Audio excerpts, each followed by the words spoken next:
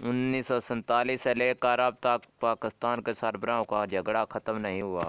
1947 سے لے کر اب تک پاکستان کے سربراہوں کا جھگڑا ختم نہیں ہوا۔ پاکستان کے وزیر تو بن گئے لیکن وزارت کے قابل نہیں ہوتے۔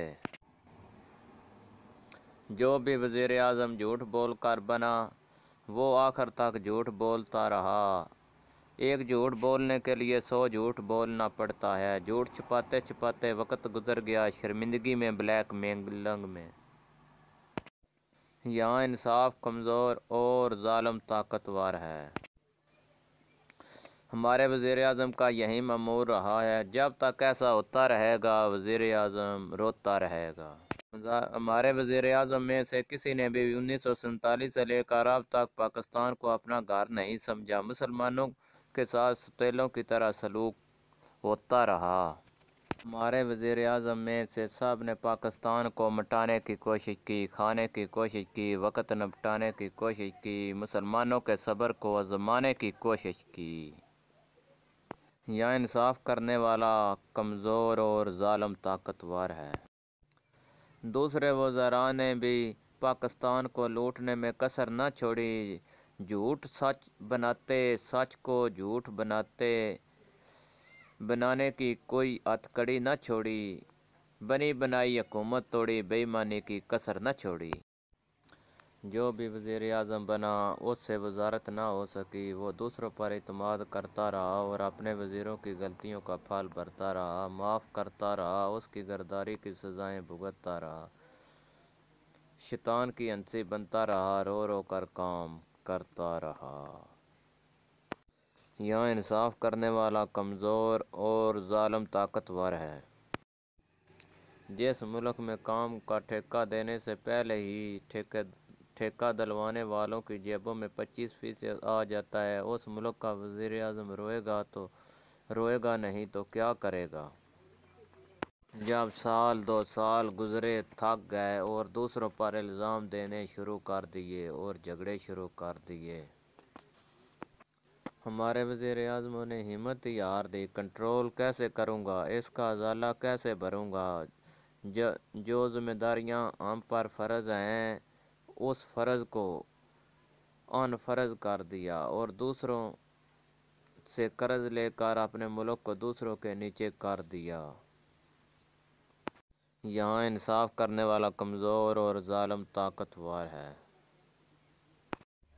ہمارے پاکستان میں وہ وزیر اعظم کامیاب ہوگا جو دوسروں سے نہیں خود عمل کروائے گا اور انصاف خود کرے گا، انصاف کروائے گا۔ ہمارے پاکستان میں وزیر اعظم وہ کامیاب ہوگا جو ملک کو بچوں کی طرح چلائے گا، ان عقل کے اندھوں کو عقل سے سمجھائے گا۔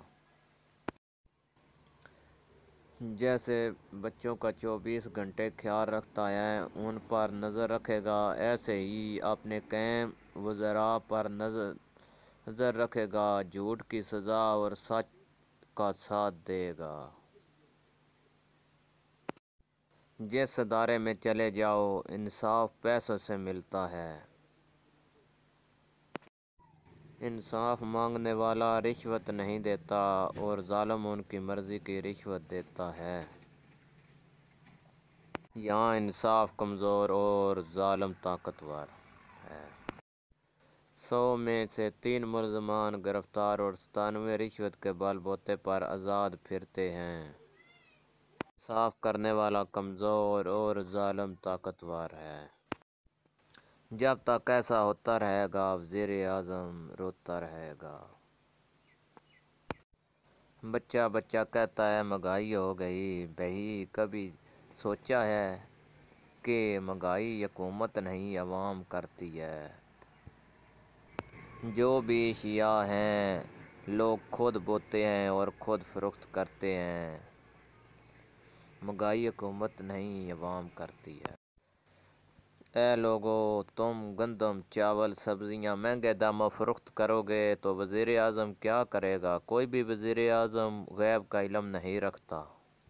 جب وزیر اعظم چیزوں کو کنٹرول کرنے کے لیے حکم دیتا ہے تو تم چیزیں گوداموں میں رکھ لیتے ہو اور بعد میں فروخت کرتے ہو۔ یہاں انصاف کرنے والا کمزور اور ظالم طاقتور ہے۔ 1947 سے لے کر اب تک پیٹ نہیں بھرا حرام کھا کر۔ 1947 سے لے کر جو بھی وزیر اعظم آیا روتا ہی رہا، روتا ہی گیا۔ میرے رب العالمین اس قوم کی حالت نہیں بدلتا جو خود اپنی حالت نہیں بدلتی۔ آج کی عوام کا کام اس بچھو کی طرح ہے جو ڈسنا نہیں چھوڑتا، جو ڈسنا نہیں چھوڑتا۔ آج کی عوام کا کام سانپ کی طرح ہے، دودھ پلانے والے کو بھی ڈستا ہے۔ نمک حرام کی طرح، نمک تو سرکار کا کھاتے ہیں اور ڈیوٹی حرام خوروں کی دیتے ہیں۔ وزیر اعظم اگر اس عوام کو ہر روز گھر سے کھانا کھلوائے تب بھی اس کے وفادار نہیں ہوں گے۔ ان کی رگوں میں حرام کا خون مل گیا ہے، حرام خور کبھی حرام خوری سے نہیں چھوڑتا۔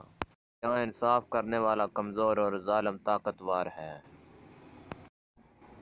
جو لوگ خاتم النبیین محمد رسول اللہ کی گستاخی ممبر رسالت پر بیٹھ کر کرتے ہیں سرعام، ان کا کیا ہے ایمان؟ کیا وہ ہیں مسلمان؟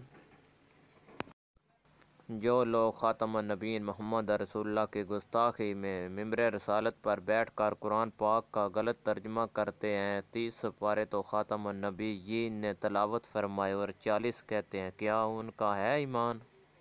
جو لوگ خاتم النبیین محمد رسول اللہ کی گستاخی ممبر رسالت پر بیٹھ کر قرآن پاک کا غلط ترجمہ کر کے اپنے فرقوں کی طرف میل کرتے ہیں۔ جو لوگ خاتم النبیین محمد رسول اللہ کی گستاخی ممبر رسالت پر بیٹھ کر جھوٹی حدیث سنا کر جو کہ حدیث میں سے نہیں اپنے فرقے کی طرف میل کرتے ہیں، جن لوگوں نے اپنے سواد کے لیے خاتم النبیین محمد رسول اللہ پر نازل ہونے والا قرآن اور گستاخی نہیں چھوڑی، وہ حکومت کے پاسدار کیسے ہو سکتے ہیں؟ جن لوگوں نے رب العالمین کی بھیجی ہوئی کتاب قرآن پاک کے ترجمہ میں رد و بدل کر دیا، جس نے انہیں پیدا کیا جو اپنے رب العالمین کے نہیں، وہ تمہارے پاسدار کیسے ہو سکتے ہیں؟ ہر مذہب کی کتابیں قرآن پاک حدیث لے لیں، ان کا ترجمہ تفسیر پڑھیں، اگر ایک جیسی ہوئی تو میرا سر قلم قتل معاف۔ پورے قرآن پاک کی منہ مومنا تے کرتوت کافراں، منہ مومنا تے کرتوت کافراں۔ جب رب العالمین اور اس کا خاتم النبیین محمد رسول اللہ ایک ہے تو قرآن و حدیث کے ترجمے دو کیوں؟ خاتم النبیین محمد رسول اللہ نے آخری حج کے موقع پر سورۃ ابراہیم کی یاد تلاوت فرمائی، وَاعْتَصِمُوا بِحَبْلِ اللَّهِ وَلَا تَفَرَّقُوا جَمِيعًا۔ میرے بعد اللہ تبارک و تعالیٰ کے قرآن کو پڑھتے رہنا اور عمل کرتے رہنا، تو فرقوں میں نہ بٹ جانا، اکٹھے رہنا۔ مسلمان کا بھائی ہے، کسی گورے کو کسی کالے پر، کسی کالے کو کسی گورے پر، کسی امیر کو کسی غریب پر، کسی غریب کو کسی امیر پر کوئی فضیلت حاصل نہیں۔ اللہ تبارک و تعالیٰ کی بارگاہ میں تمام برابر ہیں، میرے رب العالمین کی بارگاہ میں تمام برابر ہیں، تمام برابر ہیں۔ جو مسلمان حکمران اور عالم دین جب رب العالمین کا اور ساتھ شیطان کا دیتے ہیں، اہل ایمان روتے رہیں گے۔ الہائے اعظم داؤ مسلمانوں توبہ کریں، رب العالمین کی رضا پر شکر کریں، اسی کا ذکر کریں، رب الرحمن کا شکر ادا کریں، اپنے رب جل جلالہ سے مدد مانگیں، انشاءاللہ تمام مشکلات آسان ہوں گی۔ صرف اپنے گھر میں سے برائیاں ختم کریں، انشاءاللہ برائیاں ختم ہو جائیں گی، برائیاں ختم ہو جائیں گی، برائیاں ختم